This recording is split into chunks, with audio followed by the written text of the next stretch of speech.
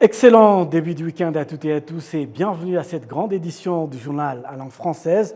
Vous êtes en compagnie de Patrick Nyilidandi. Tout de suite, l'essentiel de l'actualité. Le président de la République, Paul Kagame, déclare que le sport ne se limite pas seulement au développement des infrastructures, mais qu'il est également lié à la promotion des talents. Le chef de l'État a fait cette déclaration lorsqu'il a procédé ce vendredi à l'ouverture officielle de l'Assemblée générale de la Fédération internationale de l'automobile, FIA en sigle. Kassim Youssouf pour plus de détails. Le président de la Fédération du sport automobile au Rwanda, Christian Gakwaya, indique que l'Afrique dispose de talents qui doivent être exploités et que cela devrait commencer dès aujourd'hui. The key to this race is Africa. La clé de ce jeu est l'Afrique.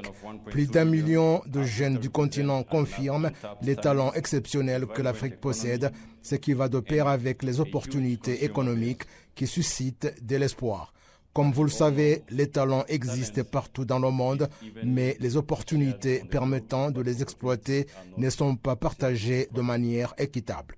Aujourd'hui, grâce à un partenariat, l'objectif de concrétiser tout cela est ici, à Kigali, parce que nous avons une équipe, nous avons un bon leadership et de plus, nous avons le moteur de tout cela qui est la jeunesse africaine. Nous devons donc nous unir sans laisser personne à la marge. We must act together without leaving anyone behind. Le président de la Fédération internationale de l'automobile, FIA, Mohamed Ben Sulayem, a abondé dans le même sens, tout en soulignant que l'éducation est essentielle pour exploiter les talents, notamment sur le continent africain. You have the talent, yes, but who knows that the talent is there? Vous avez certes des talents, mais qui sait qu'ils existent? C'est ce à quoi nous devons réfléchir, car on ne peut pas juste prendre n'importe quelle personne qui conduit une voiture ici au Rwanda, en Afrique ou ailleurs dans le monde, parce qu'il n'a pas l'opportunité d'atteindre ce niveau, alors qu'en réalité, cette personne pourrait devenir un excellent pilote dans ces compétitions. C'est pourquoi nous allons à la rencontre des gens dans leur pays pour les former à travers l'enseignement, car nous avons une institution universitaire de FIA et je suis convaincu que lorsque nous aurons des experts dans ce domaine, cette organisation FIA va se retrouver au summum. Knowledge-led FIA, it's going to be at the top. Le président de la République, Paul Kagame, a à ce propos déclaré que le sport ne se limite pas à la construction d'infrastructures, mais qu'il est aussi essentiel pour le développement de divers talents. We understand that sports is not just about buildings or events, but requires an entire ecosystem. Nous comprenons bien que le sport ne consiste pas seulement à construire des infrastructures et à organiser des compétitions, mais que cela doit également inclure le rôle de toutes les personnes concernées dans la mise en valeur des talents, car cela a des retombées positives, non seulement pour notre économie, mais aussi pour nos citoyens. Chaque hôtel, chaque centre de loisirs ou restaurant joue un rôle dans la création de nouveaux emplois. Le Rwanda est prêt à accueillir les amateurs d'événements sportifs et les visiteurs tout en améliorant la qualité de tout ce que nous faisons. Le chef de l'État a en outre fait savoir que le Rwanda est engagé dans le développement du sport automobile, un processus qui a commencé avec la création d'une usine de fabrication de voitures de course appelée Crosscar. Formula E is a good example where we are seeing the development of electric vehicle technology. La course de Formule E est un bon exemple de l'utilisation des voitures électriques. Au Rwanda, nous sommes heureux de collaborer étroitement avec cette organisation pour mettre en place une usine de fabrication de voitures de course, Crosscar, grâce à une idée proposée par la FIA. Les étudiants de Rwanda Polytechnique ont fabriqué cette voiture et j'ai été ravi de la voir la nuit dernière. Cela montre l'importance d'avoir des jeunes compétents pour libérer un potentiel supérieur, particulièrement dans ce domaine du sport automobile ici en Afrique. Unlock more career pathways in motorsport in Africa. Le président Kagame a indiqué que les Rwandais sont ravis d'accueillir les participants à l'Assemblée générale de la FIA ainsi que la cérémonie de remise des prix aux meilleurs pilotes du monde de course automobile prévue pour ce soir. La suite de cette édition, la représentante spéciale britannique pour le Grand Lac, Tiffany Sadler, a annoncé que la réunion de chefs d'État et de gouvernement sur les questions de sécurité dans l'Est de la RDC devrait apporter des solutions à la situation sécuritaire actuelle dans la région. Le détail dans ce reportage. Sur base des pourparlers prévus cette semaine entre le chef d'État du Rwanda, de la République démocratique du Congo et de l'Angola, en tant que médiateur sur les questions de sécurité dans l'Est de la République démocratique du Congo, RDC, l'envoyé spécial britannique pour le Grand Lac, Tiffany Sadler, a déclaré que le Royaume-Uni soutient que les pourparlers apporteront une paix durable dans la région de Grand Lac. We want to see an agreement reached, and we hope that an agreement. Nous voulons voir l'accord mis en œuvre et nous espérons que l'accord sera mis en œuvre dans l'intérêt des habitants de la région. Il existe de nombreuses opportunités dans cette région, la possibilité pour les gens de trouver plus d'emplois, l'amélioration de la vie des citoyens, encore plus de populations vivant à la frontière entre les deux pays. En général, toutes les parties prenantes veulent la paix. L'accord politique est la clé pour que tout soit possible et c'est ce que nous voulons pour une paix durable dans la région. Le haut-commissaire britannique pour le Rwanda, Alison Thorpe, a indiqué qu'il existe une bonne coopération entre le Rwanda et la Grande-Bretagne visant à améliorer le bien-être des populations des deux pays. Le thé et le café rwandais sont exportés vers le marché britannique et sont appréciés de tous. L'année prochaine, la coopération entre les deux pays, notamment dans le domaine des affaires, continuera à s'élargir. But the one thing next year that I am going to do is that by March La première chose est qu'au cours du troisième trimestre de l'année prochaine, nous lancerons un forum d'affaires conjoint entre le Rwanda et la Grande-Bretagne. C'est un forum qui accélérera les affaires entre les deux pays, où les gens chercheront ensemble des opportunités d'affaires. Ce qui est bien avec le Rwanda, c'est qu'il est facile de faire des affaires ici par rapport à d'autres pays de la région et les entreprises britanniques en sont satisfaites. Même si le Rwanda a une superficie réduite, avec un peu plus de 13 millions d'habitants, il est facile pour les investisseurs de travailler ici et atteindre la région de manière simple. C'est pourquoi l'année prochaine, nous organiserons de nombreuses réunions d'entreprises du Royaume-Uni qui souhaitent travailler ici. Tiffany Sadler a été nommée envoyée spéciale du Royaume-Uni pour la région des Grands Lacs en juillet de cette année. Bienvenue à l'entretien de la semaine. Comme chaque vendredi, nous recevons une personnalité qui revient sur l'actualité en marqué les nouvelles pendant la semaine ou d'avant la semaine. Nous avons le plaisir de recevoir pour ce vendredi Florent Massa, qui est donc l'attaché des coopérations et d'actions culturelles auprès de l'ambassade de France au Rwanda. Bienvenue à vous, Florent Massa. Bonsoir Patrick, Miriwe. Millionnaise. Voilà, est-ce que, donc, il y a quelque temps, l'ambassade de France a pu piloter un peu le lancement d'un projet intéressant, le basket 3x3. Avant de nous expliquer un peu, comprendre bien ce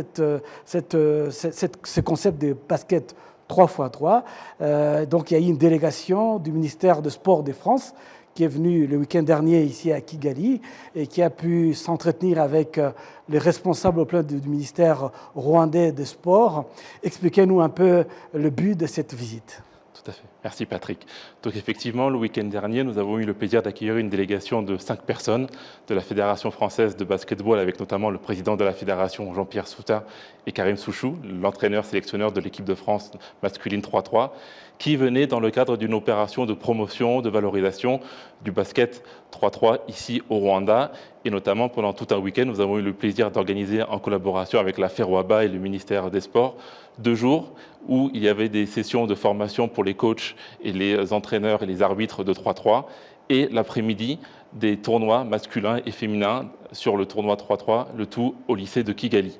L'idée également était de nouer le contact, d'aller plus loin dans des accords de coopération technique, ce qui a été le cas en signant un accord de partenariat dans les locaux du ministère des Sports avec la Fédération rwandaise de basket et la Fédération française de basketball. Donc une délégation qui est venue pendant 5 jours pour découvrir le Rwanda et apprécier l'engouement du basketball 3-3 ici à Kigali. Et c'est quoi justement ce basket 3-3? Expliquez-nous un peu. Le basket 3-3, c'est une discipline sportive qui est assez jeune, qui est née dans les années 1980 aux États-Unis.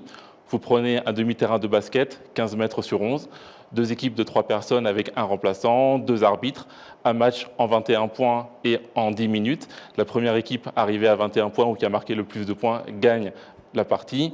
C'est un sport qui, dans sa conception au début des années 80, s'est voulu comme un sport un peu en annexe du basket traditionnel, un peu plus populaire, de quartier, accessible à tous, avec un coût d'entrée assez limité, puisque c'est au final très simple de jouer au basketball 3-3 qui se voit comme un sport populaire et urbain. Et quelle innovation hein, cette discipline apporte au sport traditionnel, le basket traditionnel que nous connaissons? Déjà, les équipes sont autonomes. Il n'y a pas d'entraîneur à côté des matchs. Les équipes s'autogèrent pour faire les changements. Il faut être plus intense, plus réactif. Il y a bien entendu des points communs, à savoir l'agilité, l'adresse, la vision, la lecture du jeu. Mais c'est beaucoup plus intense sur 10 minutes. Il y a beaucoup moins de temps mort. Et comme ça se joue aussi assez régulièrement en extérieur, il y a toute cette idée avec la musique où il y a pas mal de manifestations sportives qui lient musique et basket 3-3 puisque c'est un sport qui se joue essentiellement à l'extérieur. Donc un plus petit terrain, plus intense, avec des objectifs qui peuvent se rapprocher du basket 5-5, mais plus accessible, plus populaire et notamment auprès des jeunes. Justement, nous avons remarqué que vous avez approché le lycée de Kigali. Hein, c'est l'un des plus grands lycées de Kigali. Oui. Et il y a d'abord ce choix de lycée de Kigali. Pourquoi avoir choisi la jeunesse scolarisée? Il faut voir le sport et le sport collectif en particulier comme un vecteur d'intégration sociale pour la jeunesse et comme un vecteur d'unité pour tout à chacun et pour tout un pays. Le sport, si on l'apprend, si on l'initie au plus jeune âge, et notamment dans les structures scolaires, joue ce facteur d'intégration auprès de la jeunesse. Et quand vous circulez à Kigali ou à l'intérieur du pays, les terrains de basket sont relativement accessibles et faciles à installer auprès des infrastructures scolaires. 15 mètres sur 11, ce n'est pas très grand, ça correspond à la topographie du pays. Donc l'idée, c'est qu'on travaille en partenariat avec ces établissements scolaires. Je pense notamment au programme Isonga que nous menons en partenariat avec le ministre des Sports et l'Agence française de développement pour sensibiliser dès le plus jeune âge la jeunesse rwandaise à la pratique du sport et notamment à la pratique du basket 3-3. Et puis il y a eu cette signature d'une convention entre le ministère rwandais des Sports et le ministère français des Sports. Dites-nous un peu plus par rapport à cette convention. On est très heureux de l'avoir signé. C'est un accord qui va un peu au-delà de ce qui était déjà existant auparavant. C'est une convention pluriannuelle qui couvre la période 2024-2028 et qui a, comme on a pu le faire avec le cyclisme ou le tennis, rapprocher les deux fédérations et tisser des coopérations techniques en termes de formation d'encadrants, d'entraîneurs, arbitres, de l'échange d'expertise entre joueurs et encadrants, sachant que nous avons une perspective qui est 2028, qui est l'organisation des Jeux Olympiques à Los Angeles. Le basket 3-3 est une discipline olympique toute récente, depuis 2020. Le Rwanda se débrouille bien en basket 3-3 puisque lors de la dernière Africa Cup, ils ont terminé second pour l'équipe masculine, derrière juste Madagascar. L'idée, c'est un peu de s'appuyer sur cette dynamique très favorable autour du basket 3-3 pour aider le Rwanda à se qualifier pour les Jeux Olympiques 2028 sur le basket 3-3. Il y a donc le sport, mais il y a beaucoup plus d'activités que l'ambassade de France a initiées au Rwanda. On voit une montée en puissance de plusieurs activités, actions menées, aussi bien au niveau culturel qu'au niveau sportif.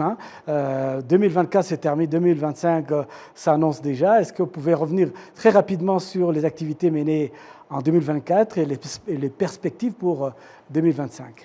En 2024, ça a été une année très intéressante et importante pour nous. Il s'agissait d'accompagner tout l'événementiel sportif qu'il y avait d'une part au Rwanda.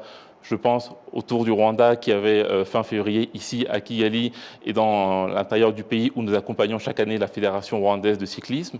Le tennis, ATP Challenger revient aussi au Rwanda, donc nous accompagnons par du sponsorship et des accords de coopération entre les deux fédérations, la coopération sportive franco-rwandaise.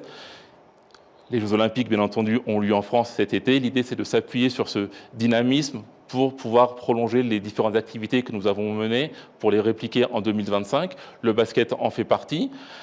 Les championnats du monde de cyclisme vont arriver en septembre. L'idée, c'est de travailler plus avant avec la Fédération rwandaise de cyclisme et pourquoi pas avec l'UCI en travaillant sur le Tour du Rwanda junior. On a ici un axe de partenariat très privilégié avec les autorités rwandaises qui mènent à la fois sport, santé publique et travaillent avec la jeunesse rwandaise. Donc l'idée, c'est d'accompagner l'effervescence d'événementiels, d'organisation de compétitions sportives qu'il y a ici au Rwanda et de travailler encore un peu plus avec les autorités rwandaises dans ce secteur. Merci beaucoup à vous, Flora Massa. Je rappelle que vous êtes l'attaché des coopérations et d'actions culturelles à l'ambassade de France au Rwanda. Vous restez avec nous pour découvrir un peu l'actualité au Rwanda. Plus de 100 dirigeants, experts et chercheurs spécialistes en fiscalité de plus de 30 pays du monde sont réunis à Kigali pour un forum sur l'avenir de la fiscalité à l'heure où la technologie est de plus en plus intégrée dans tous les aspects de la vie. Écoutons ce reportage de Kassim Youssouf. Les participants à ce forum sont en train de discuter des résultats de recherche sur l'utilisation de la technologie dans la fiscalité dans le but de faciliter les procédures fiscales tout en permettant au pays de générer davantage de recettes fiscales. L'Office rwandais des recettes indique qu'en 26 ans depuis qu'il a été créé, plusieurs avancées ont été réalisées dans l'intégration de la technologie dans la fiscalité. À titre illustratif, il y a eu la mise en place de systèmes qui facilitent les commerçants à procéder à temps à la déclaration des produits afin d'éviter les retards aux douanes, la numérisation des méthodes de déclaration et de paiement des impôts, la mise en place de systèmes de paiement et de remise de factures à l'aide de la technologie, ainsi que le lancement de certains services intégrés avec d'autres systèmes permettant un recouvrement fiscal rapide et transparent. Le Centre international pour la fiscalité et le développement AICTD se félicite des progrès que le Rwanda a réalisés au cours des 10 dernières années grâce à des recherches ayant conduit à des conclusions ayant permis la mise en place de systèmes comme la machine de facturation électronique IBM avec la première et la deuxième version entre autres qui ont permis de numériser la collecte des impôts, augmentant ainsi les recettes fiscales et réduisant la fraude fiscale. En Afrique, des pays comme le Rwanda, l'Afrique du Sud, le Malawi, l'Eswatini et d'autres sont des exemples de bonne gestion des informations fiscales et du paiement des impôts à l'aide de la technologie. Restons dans le même cadre pour signaler le lancement de la semaine dédiée à la technologie au Rwanda. Les instances tant publiques et privées se sont engagées à poursuivre la transcription des informations et documents en langue nationale Kinyarwanda dans le but de renforcer les niveaux de compétences des citoyens en technologie. Encore une fois, Kassim Youssouf. La semaine dédiée à la promotion de l'utilisation des nouvelles technologies se déroule du 12 au 18 de ce mois sur toute l'étendue du territoire national. Le directeur général du département des nouvelles technologies à la Fédération rwandaise du secteur privé, Ntare Alex, revient sur les attentes de cette semaine.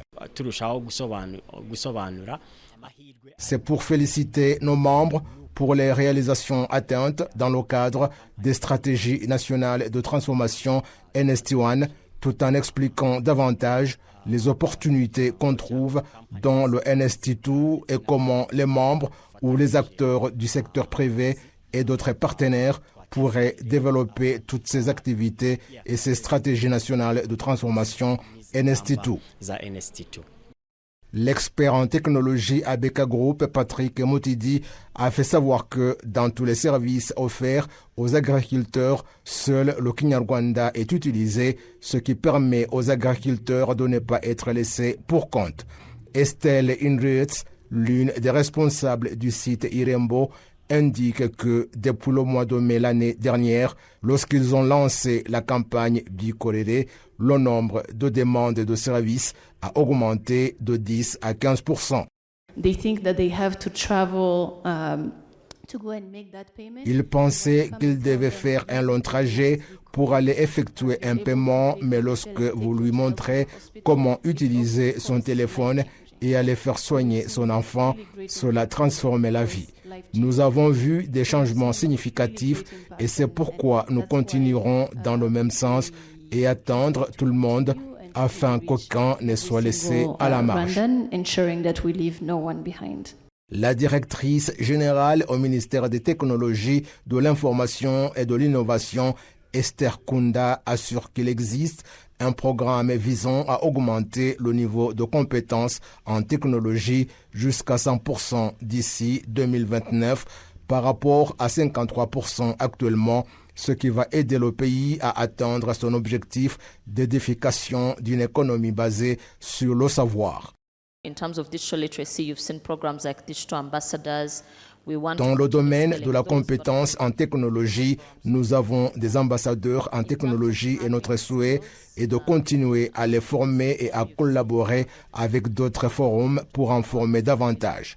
Nous avons également lancé un programme visant à former 1 million de personnes à la programmation afin d'augmenter le nombre de personnes compétentes. Nous travaillons également avec le secteur privé pour accroître la diffusion des téléphones intelligents dans le pays. Le thème de cette semaine dédiée à la technologie est « Collaborer pour construire une économie durable basée sur la technologie ». Et puis, l'Office rwandais de la normalisation a officiellement dévoilé des laboratoires spécialisés qui inspecteront la qualité des casques utilisés par les motocyclistes et les passagers. Ces laboratoires ont la capacité de tester plus de 30 à 40 casques par jour dans le but de réduire le nombre d'accidents routiers causés par les motards. Suivons ce reportage. En mai de cette année, des nouvelles réglementations régissant les casques qui doivent être portés par les motocyclistes et leurs passagers ont été introduites et 1000 casques de haute qualité répondant à ces normes ont été distribués. Les utilisateurs de motos, en particulier les motocyclistes, se sont réjouis de cette nouveauté.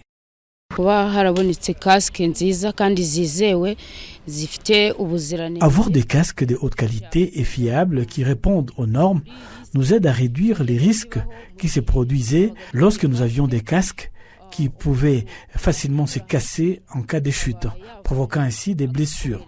Ces nouveaux casques sont bons car ils offrent une protection suffisante et nous aideront à mieux protéger les passagers. Le président de l'organisation non gouvernementale qui a fait le plaidoyer pour avoir ces laboratoires de tests de casques, Dr Innocent Nzeimana, a expliqué que la principale raison derrière cette initiative est que la sécurité routière est une responsabilité du gouvernement et de toute la société. Le ministre des Infrastructures, Dr Jimmy Gasole, est revenu sur l'importance de ces laboratoires et comment il va contribuer de manière significative à améliorer la sécurité routière, en particulier pour les utilisateurs de motos. Ces laboratoires apportent un plus dans le programme que nous avons déjà initié visant la réduction des accidents causés par la moto, particulièrement en protégeant le motard ou son passager au niveau de la tête d'être gravement blessé lors d'un accident de circulation. Signalons que c'est la FIA, la Fédération internationale de l'automobile, qui a offert ces laboratoires et son président a indiqué que la principale raison pour laquelle ils ont fourni ces laboratoires des tests des casques, ainsi que quelques casques au Rwanda, est justement de réduire les accidents de circulation dans le pays. Il s'agit du premier laboratoire de ce type en Afrique, lancé au Rwanda, capable de tester la qualité des casques utilisés sur la route. Il est prévu que la distribution de ces casques augmente dans un avenir proche. Cette initiative, rappelons-le, a été soutenue par la fondation FIA, Fédération internationale de l'automobile. C'est donc avec cet élément que nous allons boucler complètement cette grande édition du journal en langue française. Au nom de toute l'équipe qui m'a accompagné tout au long de cette édition, je vous souhaite de passer un excellent week-end en compagnie des programmes de la télévision rwandaise.